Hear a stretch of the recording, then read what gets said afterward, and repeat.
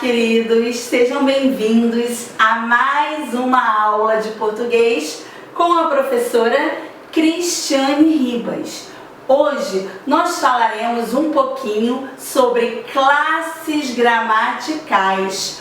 Todo mundo aqui, ao longo da vida, ao longo dos estudos de língua portuguesa, já escutou falar em classes gramaticais. Vamos relembrar esse conteúdo? Vem com a Ribas!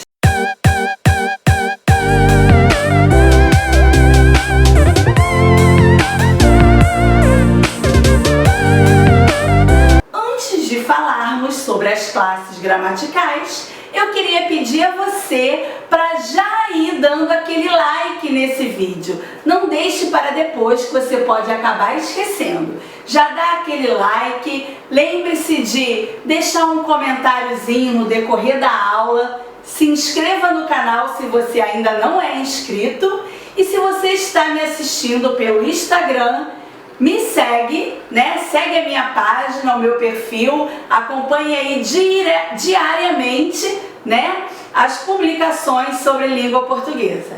Certo? Posso contar com você?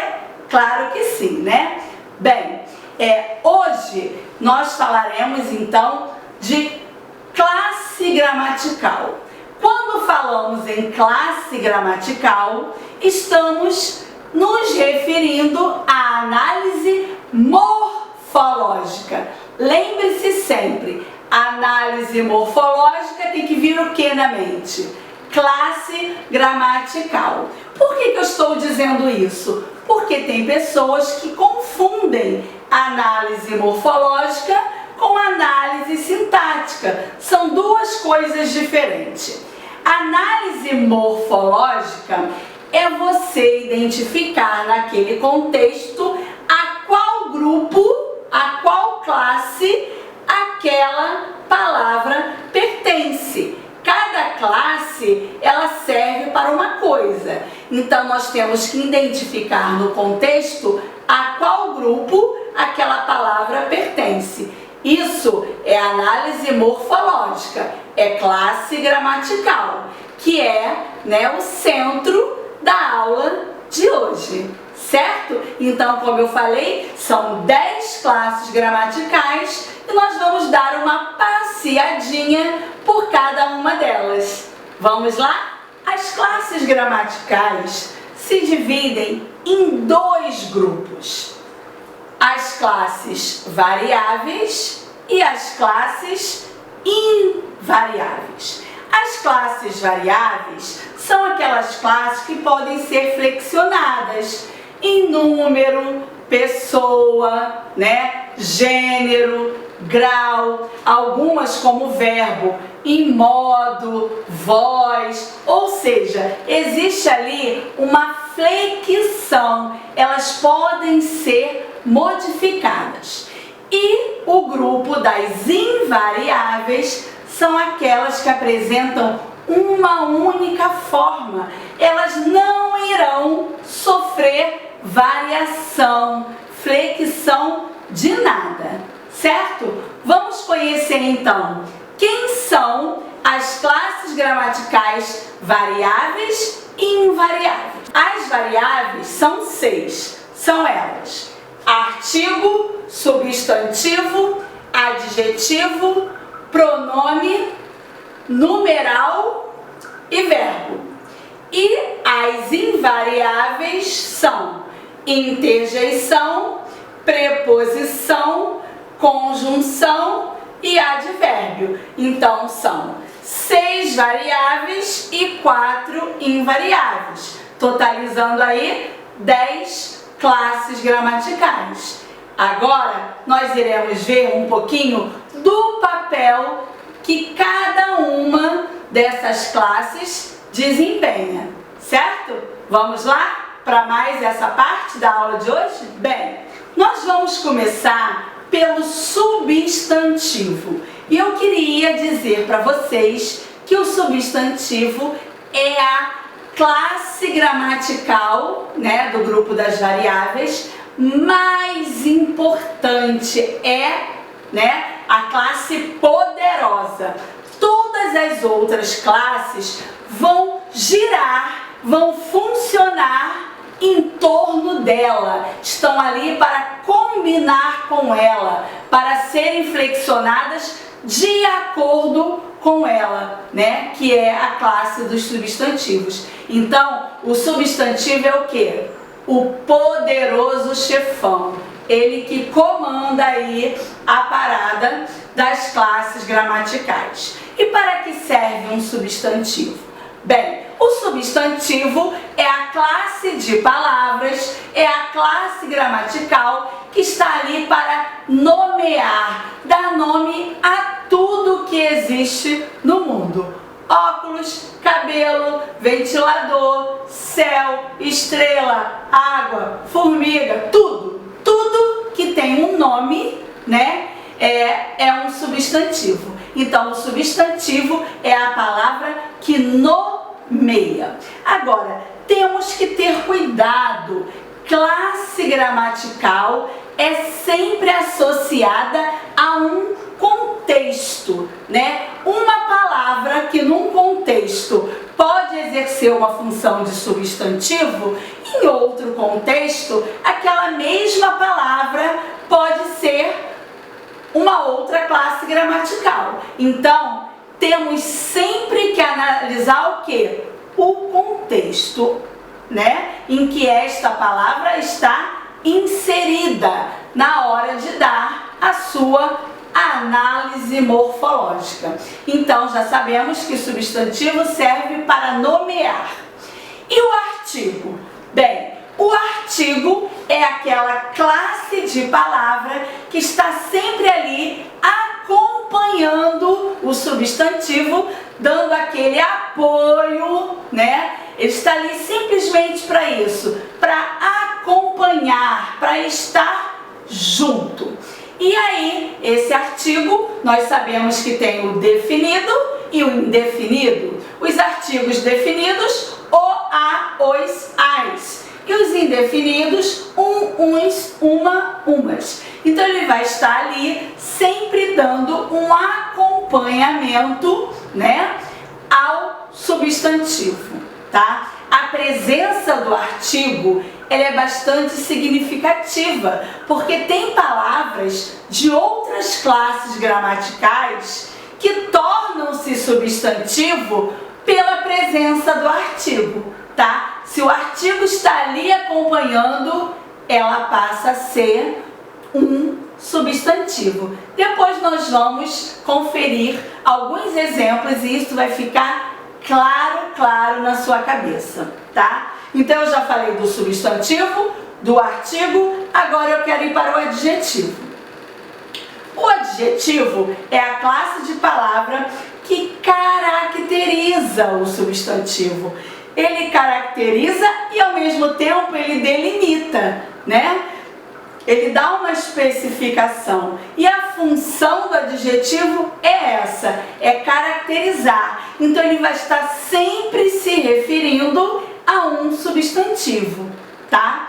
Então, vamos conferir um exemplo aqui no quadro, onde apareça o artigo, o substantivo e o adjetivo. Depois a gente prossegue com as outras classes gramaticais. Vamos para o exemplo. Os rapazes estudiosos passaram no concurso. Os rapazes estudiosos. Bem, rapazes é o substantivo, né? Esse substantivo, ele está aparecendo aqui o quê? No plural, né? Rapaz é uma palavra do gênero masculino e está no plural. E ela é acompanhada pelo artigo os. Os rapazes. Então, o os está ali simplesmente para acompanhar a palavra rapazes. Lembra que eu disse que o substantivo é o poderoso? Então, como ele está no plural e é masculino, eu tive que usar o artigo também masculino plural. Sempre vai acompanhar, tá? Quem vai dar a direção, o norte, vai ser sempre o substantivo. E aí, os rapazes estudiosos. A mesma coisa aconteceu com o adjetivo estudioso. Bem, como rapazes é plural, eu tive que botar estudiosos, combinando com rapazes. Se fosse moças, estudiosas. Então, o adjetivo também será sempre combinando, concordando com o substantivo. Então, o está acompanhando, rapaz está nomeando e estudiosos está caracterizando, certo? Aí nós vimos aí um exemplo desse trio: artigo, substantivo e adjetivo. Vamos prosseguir? Agora nós iremos conhecer um pouquinho de pronome, numeral e verbo. Vamos lá. O pronome é a classe gramatical que ela tem duas funções. Ou ela vai substituir o nome, ou então ela vai acompanhar o nome, tá? Vou dar um exemplo de um pronome que substitui o nome. Por exemplo, Maria acorda cedo. Eu quero substituir Maria, que é um nome, que é um substantivo, por um pronome. O que eu posso usar? O pronome pessoal do caso reto, ela. Ela acorda cedo. Então, este pronome ela está com a função de substituir o nome Maria, tá? Então, o pronome tem uma função aí de substituição. Agora eu posso falar também assim: minha blusa está molhada no varal. Minha blusa está molhada no varal. Nesse caso, o pronome é o minha, que é um pronome possessivo, que indica o quê? Posse, minha blusa. Então, esse minha, ele não está substituindo a palavra blusa, ele está ali acompanhando, dando essa ideia, né, de posse. Então, minha blusa, o minha acompanha o blusa. E nesse caso, ele concorda também com o poderoso substantivo. Se fosse tênis, seria meu tênis. Se fosse calças, seriam minhas calças. Então, sempre vai concordar, né, em gênero e número com o substantivo. Existem vários tipos de pronomes, né? Teremos a seguir, né, em uma outra ocasião, uma aula toda de pronome, onde iremos conhecer o quê? Cada tipo de pronome. Os pronomes podem ser possessivos, demonstrativos, indefinidos, pronomes de tratamento. Então existem vários tipos. Pronomes relativos, pronomes pessoais, reto e oblíquo. Então cada um tem ali a sua especificidade, tá? Hoje nós estamos falando da classe no geral, né? Qual o papel dela na frase? Então, o pronome, né, recapitulando, ele pode substituir o nome ou acompanhar. Lembrando que ele sempre concorda com esse substantivo, com esse nome, certo? Agora vamos falar um pouquinho do numeral. Quem é esse cara, né? Essa classe gramatical denominada numeral. Bem, o numeral, ele pode quantificar ou também ele pode indicar uma ordem, uma posição. Existem outros tipos de numerais também, como multiplicativos, fracionários, mas generalizando, podemos dizer que o numeral quantifica ou ordena alguma coisa. Então, se eu digo assim, no meu estojo há 6 lápis. Quando eu digo 6 lápis, esse 6 é um numeral. E ele está ali para quê? Para quantificar o substantivo lápis. Ele está indicando a quantidade de lápis.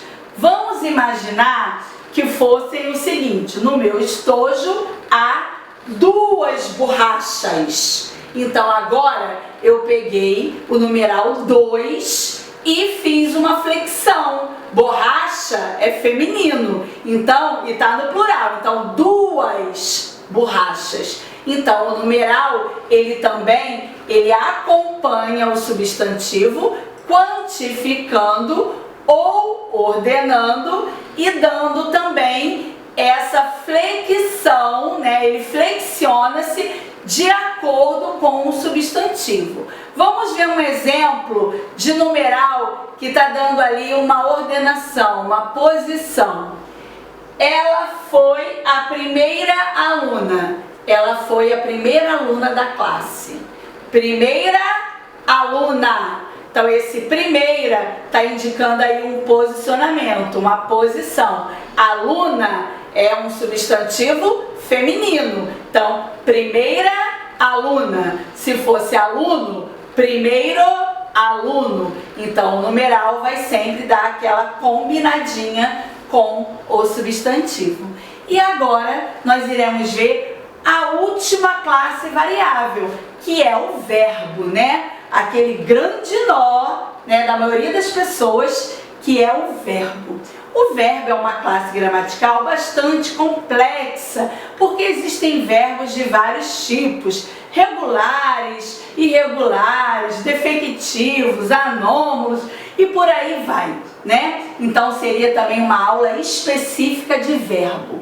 Mas falando de verbo em sentido geral, o que podemos falar dessa classe gramatical? Que o verbo é uma palavra que serve para identificar, né, indicar uma ação, tá? Ele pode indicar um estado e também pode indicar um fenômeno da natureza. Então, o verbo, ele vai estar sempre centrado nesses 3 nortes: ação, estado e fenômeno da natureza. E numa frase, nós devemos sempre indicar, né, identificar qual é a palavra que está ali com essa função. Vamos para o exemplo. Pedro leu o livro. Pedro leu o livro. Qual é a palavra dessa frase que está aí indicando uma ação? Leu. É o ato de ler. É o verbo ler. Leu. E leu está na terceira pessoa do singular. Houve aí uma flexão. Por quê? Porque o verbo, ele tem que combinar com o sujeito Pedro. Pedro, né, é uma terceira pessoa e é uma pessoa só, então é singular. Então o verbo, ele combina, ele se flexiona conforme o sujeito da frase. Por isso que ele é uma classe variável, porque ele pode variar, né, na pessoa, no número, é terceira pessoa do singular nesse caso. Ele varia também no tempo. Eu poderia falar que Pedro lê o livro, seria tempo presente. Pedro leu o livro, pretérito perfeito. Poderia ser Pedro lerá o livro, futuro do presente. Então, o verbo, ele pode ter inúmeras flexões aí, né? E tem modo indicativo, modo subjuntivo, então ele vai sempre ter um formato diferenciado, ele vai aparecer na frase flexionado de acordo aí com várias, né, indicações de pessoa, tempo, modo, voz e por aí vai. Então, por isso que ele é considerado uma classe também o quê? Variável. Um exemplo de verbo indicando estado. Maria está triste. Maria está triste. Beth é feliz. Antônio parece tímido. Então, ó, está triste. É o estado dela. É feliz também indica o estado. Parece tímido também. Então, tem verbos que ele não carrega, né, em si o sentido de uma ação, mas o sentido do estado do sujeito, certo? E fenômenos da natureza: chover, ventar, nevar, trovejar, né? São verbos que têm essa essência, indicam fenômenos naturais, certo? E aí nós encerramos aqui as classes variáveis. E no próximo bloco nós iremos conhecer um pouquinho das classes gramaticais invariáveis. Fica comigo aqui para darmos continuidade a essa aula. Conforme já foi dito, as classes invariáveis são 4: preposição, conjunção, interjeição e advérbio. Eu vou começar pela interjeição, tá?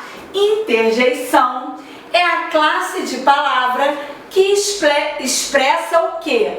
As nossas emoções, os nossos sentimentos. Por exemplo, se eu estou com dor, eu posso expressar a minha dor através de uma palavra, né? Dor, alegria, susto, raiva, tristeza, entusiasmo, alegria, vibração, enfim, todas as sensações que afloram, né, dentro da gente podem ser expressadas através de uma palavra. Nesse caso, nós temos as famosas interjeições. Vamos para o exemplo. Eita! Não esperava essa nota. Eita! Não esperava esta nota. Esse eita está indicando o que nesse contexto? Surpresa, né? A pessoa que disse isso ficou surpresa com o recebimento da nota. Ela não esperava aquela nota na prova, então ela usou eita. Então, cada preposição ela vai expressar semanticamente um significado no contexto, tá? Uma mesma preposição pode indicar várias coisas, vai depender do contexto. Por exemplo, af, que dor, af, também está sendo expressado aí um sentimento de tristeza, de dor, de incômodo, né? Af. Então é uma forma de expressar o que sentimos, tá? Outra, viva! Parabéns! Viva! Então eu tô aí o quê? Vibrando, né? Eu tô aí festejando. Então também as emoções sendo colocadas para fora em forma de palavras. Então nesse caso nós temos o quê? Interjeições, certo?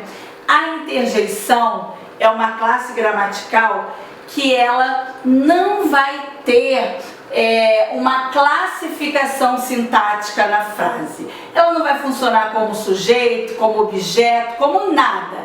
Ela só vai ter ali o quê? Uma função morfológica, tá? Uma classe morfológica, que é a classe da interjeição expressando emoções. Apenas isso. Ela não tem função sintática.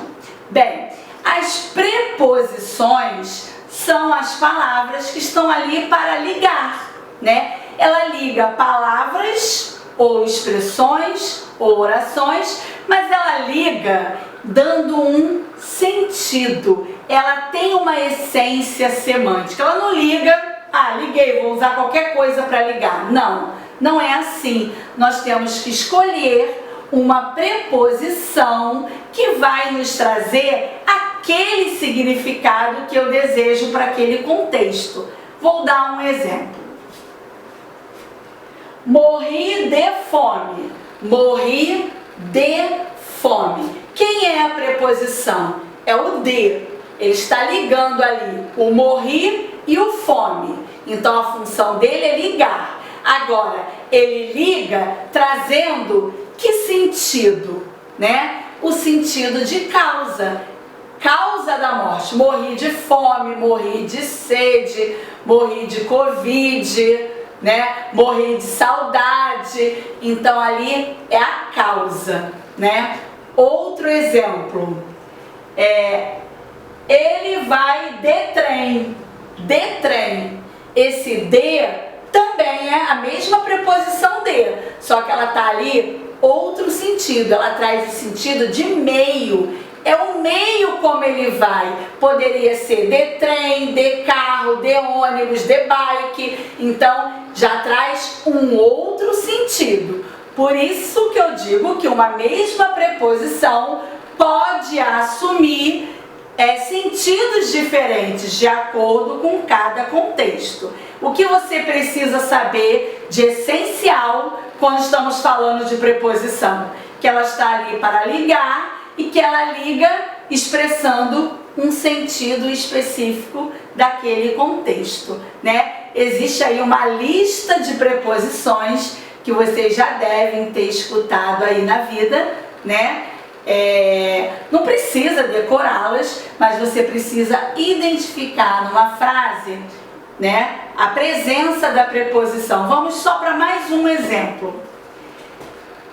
Comeu pão com manteiga. Pão com manteiga. Qual é a preposição? É o com. E ela está indicando o quê? Esse pão com manteiga, esse com indica aí o conteúdo que estava dentro do pão. Pão com queijo, pão com manteiga, pão com presunto, pão com mortadela, né? Então, esse com traz essa essência. Então, identificar a preposição e identificar também o sentido que ela traz para aquele contexto. Agora vamos mostrar um pouquinho da conjunção. A conjunção, ela serve para unir, né? Ela une orações e ela serve também para unir palavras e expressões, tá?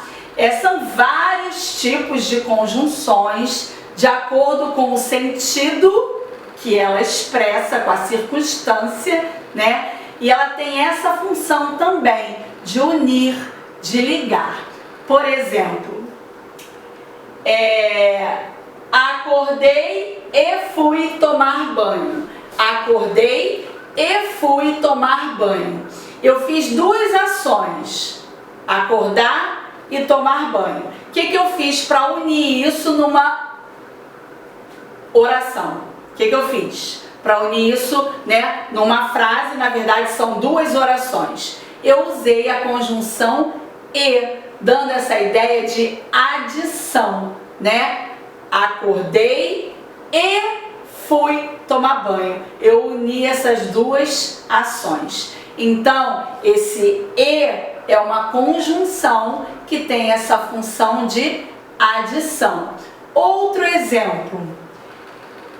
Queria sair, mas tenho medo da Covid-19. Queria sair, mas tenho medo. Então, queria sair, mas essa palavrinha mais, sem ir, ela é usada para unir, né, essas duas orações. E ela está unindo com que sentido? Com o sentido de contrariedade, de oposição, né? Eu quero, mas eu não vou. São duas coisas opostas entre querer e ir, né? Então eu uso aí o mais, dando essa ideia de oposição, de contrariedade. Então também existe uma lista aí bem grandezinha das conjunções. Elas possuem várias classificações, né, que nós veremos mais à frente numa aula específica de conjunções. Mas o importante hoje é você conseguir identificar naquela frase quem é a conjunção e qual o papel dela na análise morfológica, certo? E finalizando, né, as classes gramaticais invariáveis, nós temos o famoso advérbio. Quem é o advérbio nessa história?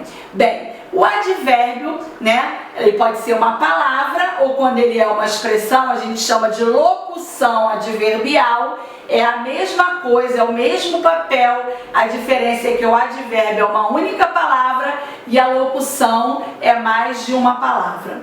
Ele serve para dar uma circunstância, né, para modificar um verbo, um adjetivo ou outro advérbio. Como assim, professora? Ficou um pouco confuso. Vamos ao exemplo para clarear aí a sua mente. Maria comeu. Maria comeu. Nesta oração eu tenho Maria, né, que é o sujeito, e comeu, que é o predicado, que é o verbo. Maria comeu. Agora, se eu digo Maria comeu demais. Maria comeu demais. Para que eu coloquei essa palavra demais? Para ela modificar o verbo. Comer é uma coisa, comer demais já é uma outra circunstância, né? Indica o quê? Intensidade. Então, o demais aí é um advérbio de intensidade e ele foi usado para quê? Para modificar aí o sentido do verbo comer. Por exemplo, Maria comeu maçã hoje. Maria comeu maçã hoje. Quem é o advérbio? É a palavra hoje. E por que ele foi colocado ali? É a mesma coisa eu falar Maria comeu maçã e Maria comeu maçã hoje? Não, porque na segunda eu quis marcar o tempo. Comeu hoje, poderia ter sido ontem, anteontem, no sábado, mas eu disse hoje. Então, ele serve aí para modificar o verbo, né? Dando essa marcação do tempo. Então, hoje é um advérbio de tempo. E nós temos vários tipos também de advérbios, né? Os advérbios podem ser classificados em vários tipos, de acordo sempre com o contexto, tá? E